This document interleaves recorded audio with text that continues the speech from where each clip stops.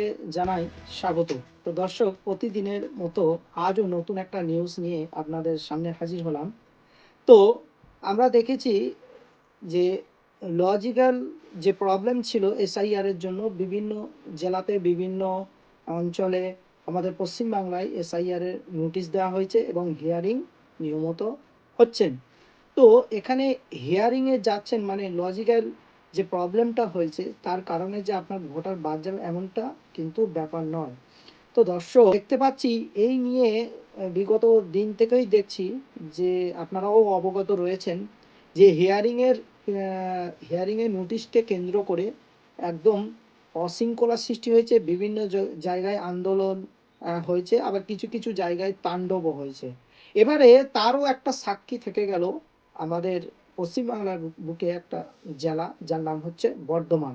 সেই বর্ধমান জেলায় রেল লাইনে শুয়ে বিক্ষোভ, বর্ধমানে হিয়ারিংয়ের ঘিরে তীব্র আন্দোলন। দর্শক, একটা চাঞ্চল্যকর এবং মানুষ যে আন্দোলন করতে করতে কোথায় যে নিচে নেমে যায় সেটা কিন্তু তার একটা নজির। এই বর্ধমান জেলায় মানুষ কতটুকু তার ভোটার নিয়ে নিশ্চিত অনিশ্চিত ভাবনা মানসিকতা নিয়েই আজ হরতাল এবং হিয়ারিংকে তারা মেনে নিতে পারছে না। দর্শক, কিছু অংশের মানুষ হতে পারে তাদের কাছে কিন্তু বৈধ কাগজপত্র নেই, অথবা বৈধ কাগজ আছে, তারা ভয়ে আতঙ্কে এই আন্দোলনে সামিল হয়েছে। তো চলুন দর্শক, আপনারা দেখছেন নিউজ 14 বাংলা ডিজিটাল মিডিয়া।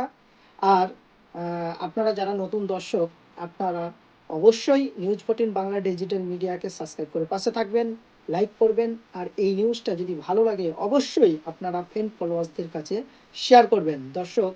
আর যারা ফেসবুক পেজ থেকে দেখছেন অবশ্যই পেজটা ফলো দিয়ে পাশে থাকবেন। চলুন দর্শক, আগে এই রেল লাইনে শুয়ে বিক্ষোভ, বর্ধমানে হিয়ারিং ঘিরে তীব্র আন্দোলন আপনাদের সামনে দেখাই। আপনারা আপনাদের মূল্যবান বক্তব্য কমেন্ট বক্সে এসে জানাবেন।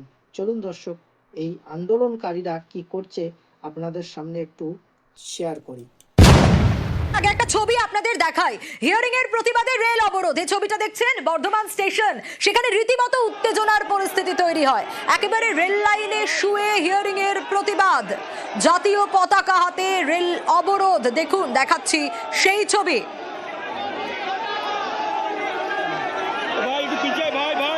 এখন ঠিক কি অবস্থা, কি পরিস্থিতি? 1 ও 2 নম্বর প্ল্যাটফর্মের ছবি আপনাদের দেখাচ্ছি। শরদিন্দু রয়েছে আমার সঙ্গে। শরদিন্দু, কোথা থেকে কখন সূত্রপাত এই ঘটনার? কারণ হিয়ারিং এর প্রতিবাদ জানাচ্ছেন তারা, এখন কি সিচুয়েশন? সোনিয়া, তুমি যেমনটি বলছিলে, দেখো যে একেবারে তুলকালাম কাণ্ড বর্ধমান রেল স্টেশনে 1 এবং 2 নম্বর প্ল্যাটফর্ম। প্রথমে আমরা দেখলাম যে বিক্ষোভকারীরা জাতীয় পতাকা হাতে নিয়ে একেবারে প্ল্যাটফর্মে তুমুল বিক্ষোভ দেখালো। এরপরে তারা রেল লাইনে নেমে পড়ে এবং রেল লাইনে নেমে পড়ে তারা অবরোধ সৃষ্টি করে।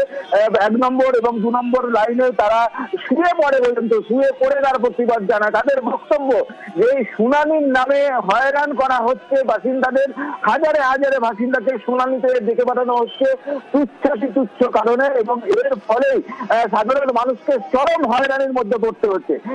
এইসব বন্ধ করতে হবে এবং এরই দাবিতে মূলত এই অবরোধ তৈরি করে দ্বারা এই অবরোধ করা হয় এবং বিক্ষোভ দেখানো হয়। এরপর আরপিএফ এবং জিআরপির মধ্যস্থতায় এই অবরোধ করে এক উঠে যায়। তারপরে স্টেশনের বাইরে বিক্ষোভ দেখানো হচ্ছে সাধারণ মানুষের তরফে। তারা রাজনৈতিক কোনো পরিচয় সামনে আনছেন না, তারা জাতীয় পতাকা হাতে নিয়ে বিক্ষোভে সামিল হয়েছেন এবং রেল পুলিশ এবং বিক্ষোভকারীরা কি বলছেন দেখি, তাদের কাছ থেকে শুনি। যারা এসআইআর নিয়ে হয়রানি হচ্ছে, বারবার একটার পর একটা নোটিশ আসছে, নোটিশে যাচ্ছে, গিয়ে সকাল থেকে সন্ধ্যা বসে থাকছে। সেই সমস্ত মানুষ যারা হয়রান হয়েছে, সেই সমস্ত সাধারণ মানুষ আজকে কেন্দ্র সরকারের যে সেখানে এসে তারা আন্দোলন করতে এসেছিল। সেই কারণে কি রেল অবরোধ? সেই কারণেই তারা এখানে প্রতিবাদ করতে এসেছে।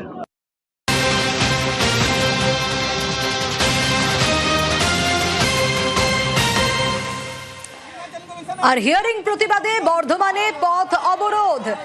রেল অবরোধ দেখছিলাম, রেল লাইনে শুয়ে বিক্ষোভ দেখাচ্ছিলেন। আর এবার যে ছবি দেখাচ্ছি, পথ অবরোধ বর্ধমান থেকে বোলপুর 114 নম্বর জাতীয় সড়ক অবরোধ, জাতীয় পতাকা হাতে এখানেও বিক্ষোভ ভোটারদের। শরদিন্দুর কাছ থেকে জানবো। শরদিন্দু, একদিকে এই ছবি দেখছিলাম, আসবো তোমার কাছে, তবে তার আগে আরো একবার এই ছবিটা দেখাই, দেখুন কি সিচুয়েশন। নির্বাচন কমিশন নির্বাচন কমিশনের মেয়েকে আমরা মানছি না, মানবো না। নির্বাচন কমিশন হাই হাই। এখন ঠিক কি অবস্থা? এই অবরোধ কি এখনো পর্যন্ত চলছে নাকি উঠে গেছে? আরো বিস্তারিত জানাতে পারবে শরদিন্দু, রয়েছে আমার সঙ্গে। শরদিন্দু, দেখো, বর্ধমান বোলপুর 114 নম্বর জাতীয় সড়কের পূর্ব বর্ধমানের আউসগ্রাম ব্লকের বিল্লগ্রাম অঞ্চলের পড়া চৌমাথা মোড়ে জাতীয় সড়ক অবরোধ করা হয় এবং এই অবরোধে অংশ নেন ভাতার ব্লকের সাহেবগঞ্জ 2 অঞ্চলের ঘোলদা, আইমাপাড়া সহ সংখ্যালঘু অধ্যুষিত একাধিক গ্রামের বাসিন্দারা। 1 ঘন্টার উপর অবরোধ চলে এবং এই যে অবরোধ, জাতীয় সড়ক অবরোধের ফলে দুদিকে ব্যাপক যানজটের সৃষ্টি হয়, বহু যাত্রী আটকে পড়ে। ঘন্টাখানেক অবরোধ চলে। গ্রামবাসীদের বক্তব্য যে একদম তুচ্ছ কারণে তাদেরকে ডেকে পাঠানো হচ্ছে শুনানিতে এবং হাজারে হাজারে বাসিন্দাকে শুনানিতে ডাকা হচ্ছে। এরই প্রতিবাদে এই যে হয়রান করা হচ্ছে তাদের। দর্শক, ফিরে আসলাম। আপনারা দেখলেন যে হিয়ারিং এর প্রতিবাদে বর্ধমানের পথ ও অপরাধ শুরু করে দিলেন। দর্শক, যারা আন্দোলনকারী তাদেরকে এই আপনার নিউজ চ্যানেলের সাংবাদিক প্রশ্ন করলেন যে আপনারা কেন এই অপরাধটা করলেন।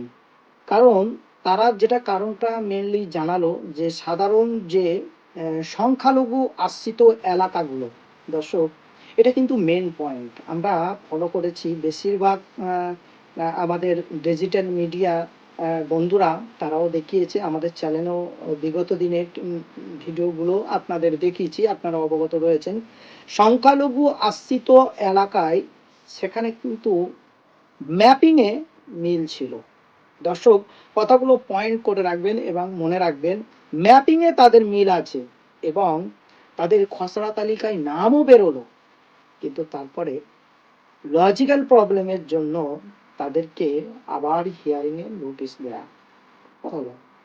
হ্যাঁ, কারোর হয়তো দেখা যাচ্ছে সন্দেহ করেছে একের অধিক তার গার্জেন অর্থাৎ হেড অফ দ্য হোল্ডারের 6 জন জেনারেশনকে দেখানো হয়েছে, অথচ দেখা যায় গেল যে তারা হয়তো 2 ভাই 2 বোন, অথবা 4 জন, অথবা 2 জন, অথবা 1 জন। আবার কারোরকে দেখা হয়েছে বাপের নামের সঙ্গে তার সন্তানের মিল নেই, নামের মিলে, অথচ দেখা গেল তাদের হয়তো একটা স্পেলিং ভুল রয়েছে। কিন্তু আমার বক্তব্য হচ্ছে দর্শক, সরাসরি এই আমরা নিউজ 14 বাংলা ডিজিটাল মিডিয়ার এই যে দর্শকদের কাছে আমরা যখন প্রশ্ন করেছিলাম মূলত এসআইআর নিয়ে আপনাদের কি মতামত, তো দর্শক কিন্তু বেশিরভাগ নিউজ 14 বাংলা ডিজিটাল মিডিয়ার দর্শকরা বলেছেন এসআইআর ভালো কথা, কিন্তু এসআইআর এর নামে যে মানুষের হয়রানি করা হচ্ছে, দুশ্চিন্তায় ফেলা হচ্ছে। আমাদের কাছে যা যা কাগজ আছে আমরা সমস্ত কাগজ নথিপত্র নিয়ে আমরা হিয়ারিং করে আসার পরেও আমাদের বাড়ি ফের নোটিশ আসছে। এটা হবে না, এটা হবে না, এটা হবে না। তবে দর্শকের বক্তব্য, তবে কি এটা এসআইআর নামে বকলবে কি এনআরসি হচ্ছে? দর্শক, এটা কিন্তু আপনারা ভালোই জাজ করতে পারবেন, কারণ এসআইআর এর সিস্টেম এমন হয় না। এসআইআর হচ্ছে তার সিস্টেম অনুযায়ী 3টে প্রার্থী হবে। একটা হচ্ছে তিনি ডি ভোটার, অর্থাৎ যারা মরে গিয়েছেন সেই ভোটার তারা বাদ দিয়ে দেবে। মরে গিয়েছে যেহেতু তার অস্তিত্ব শেষ, সেখানে ডি ভোটারের নামটা কেটে বাদ দিয়ে দেবে। নতুন ভোটার যারা তাদেরকে জয়েন করা হবে। আর যারা ভোটার আছে মানে ট্রান্সফার হয়েছে একটা জেলা থেকে আরেকটা জেলায় চলে এসেছে, তো তাদেরকে মানে যারা একটা জেলা থেকে আরেকটা জেলায় চলে গিয়েছে যাদের ভোটার, তো তাদেরকেও রাখা হবে। তো এই হচ্ছে 3 প্রকারের ভোটার। এটাই হচ্ছে কমিশনারের দায়িত্ব।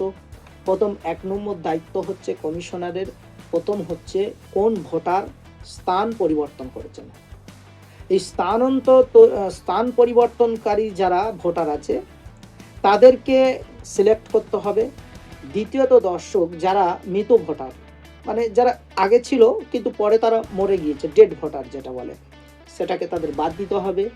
এবং যারা নিউ জেনারেশন মানে সবে ভোটার হচ্ছে, মানে ভোটার হয়েছে, তাদেরকে রাখতে হবে। তাহলে এই এসআইআর যে হবে মূলত তিনি ভোটারটাকে স্বচ্ছ করতে চাই, যে তিনি বলছেন যে একটা মানুষ যারা স্বচ্ছ ভোটার সে না যেন বাদ যায়, আর যারা ভুয়ো ভোটার তারা না যেন থাকে। প্রশ্ন হচ্ছে যে আমরা 59 লক্ষ মানুষ, কমিশনার তার দপ্তরে ওয়েবসাইটে বললেন 59 লক্ষ মানুষের নামের ভিতরে সন্দেহ পোষণ করছি। ভালো কথা, 59 লক্ষর মধ্যে 20 লাখ মানুষ ছিল যারা হচ্ছে তাদেরকে শুধুমাত্র সন্দেহ করেছে স্পেলিং ভুলের কারণে। তাহলে 59 লক্ষর মধ্যে যদি 20 লক্ষ মানুষকে যদি শুধু স্পেলিং ভুলের জন্য হয়, থাকছে কত? তাহলে আপনারা দর্শক বিচার করছেন 39%। 39%-এর মধ্যে দেখা গেছে তার কেউ কেউ আবার মানে স্থান পরিবর্তন করেছেন। তাহলে স্থান পরিবর্তন করেছেন কত পার্সেন্ট? 22%। বাকিটা হচ্ছে মৃত ভোটার। তাহলে এখানে ভুয়ো ভোটার কত? ভুয়ো ভোটার দেখানো হয়েছে দর্শক মাত্র 6%। তাহলে বসুন, 6% ভোটারের জন্য আমাদের পশ্চিমবাংলার রাজ্যেই 7,70,70,000,000 কাছাকাছি প্রায় ভোটার। তো 7,70,000,000 মানুষ মাত্র আপনার 22,23,00,000 মানুষের জন্য 3 কোটি, মানে আপনার 22 লক্ষর জন্য আপনার 7 কোটি আরও 60 লক্ষ মানুষকে হয়রানি করতে হচ্ছে।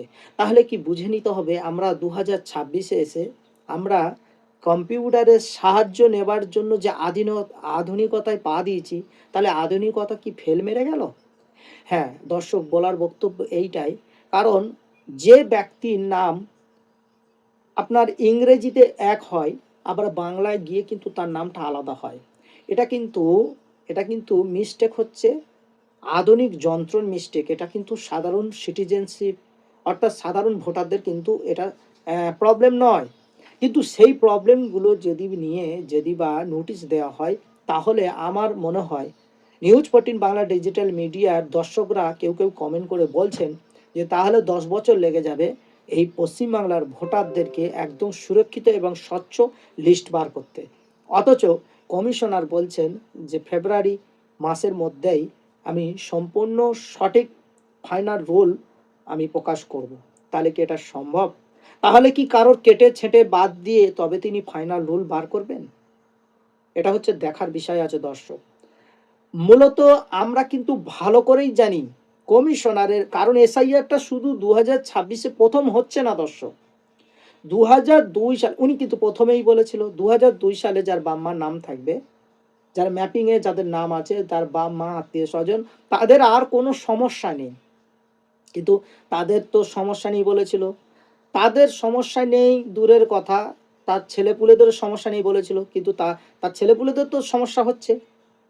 তাহলে আবার আপনার তাদের যাদের 2002 সালে এসছে তাদেরও নোটিশ দেওয়া হচ্ছে দর্শক। যারা 110 বছর বয়স, তারা কতবার ভোট দিয়েছে, তাদেরকে আবার হিয়ারিংয়ে দাঁড়াতে হচ্ছে। কেউ হিয়ারিংয়ে দাঁড়িয়ে তারা অজ্ঞান হয়ে যাচ্ছে, অসুস্থ হয়ে যাচ্ছে ঘন্টার পর ঘন্টা। কোলে বাচ্চা নিয়ে কিছু মায়েরা তারাও দাঁড়িয়ে আছে, তারাও অস্বস্তি ফিল করছে, তারা কমেন্টস করছে, তারা জানাচ্ছে। কিন্তু এটা হচ্ছে সঠিক সিস্টেম নয়। এটা হচ্ছে ইলেকশন কমিশনারের এই নীতিটা সাধারণ মানুষের কাছে প্রাধান্য পায়নি। এইভাবে এসআইআর করা যায় না। এসআইআর এর আগে অনেকবার হয়েছে।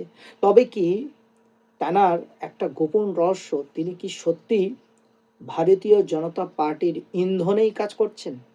কিন্তু এটাও কোনো রাজনীতিবিদেরা এই প্রশ্ন তুলে বসেছে। দর্শক, যাই হোক, শেষ পর্যন্ত এই ইলেকশন কমিশনারের ভূমিকা আমরা দেখতে চাই, এবং তিনি কিভাবে ফাইনাল রোল, ইলেকটোরাল রোল প্রকাশ করেন সেটাও দর্শক আপনারা দেখবেন। সময় আসলে আপনারা নিশ্চয়ই আপনাদের দেখাবো।